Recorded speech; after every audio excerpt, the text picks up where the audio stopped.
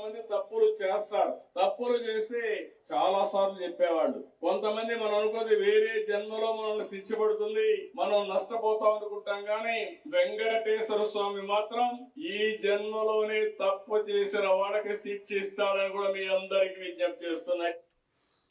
గౌరవ ముఖ్యమంత్రి చంద్రబాబు నాయుడు గారు స్వయంగా చెప్తున్నారు, శ్రీ వెంకటేశ్వరుడు చేసిన తప్పులకి ఈ జన్మలోనే శిక్షిస్తాడు. మళ్ళా జన్మలో ఇవాళ మనం తప్పులు చేసేసాం, సంపాదించేసాం, కోట్ల రూపాయలు, వందల వేల కోట్ల వెనకాల వేసేసాం అంటే కాదు, ఇక్కడే శిక్ష ఉంటుంది.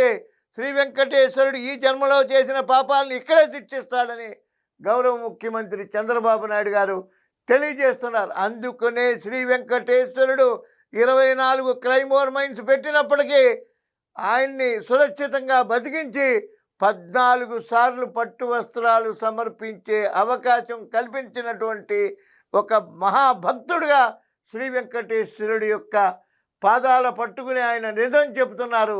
అందుచేత ఇట్లాంటి విజనరీ లీడర్స్ని, ఇట్లాంటి అనుభవం కలిగినటువంటి లీడర్స్ని కాపాడుకుని మరింత కాలం పదవిలో ఉంచవలసిన బాధ్యత ప్రతి తెలుగుదేశం కార్యకర్త, ప్రతి తెలుగు ఓటర్పై ఉందని విశ్వసిస్తూ, నమ్ముతూ, నమ్మమని పలుకుతూ అమ్మా ప్రసాద్.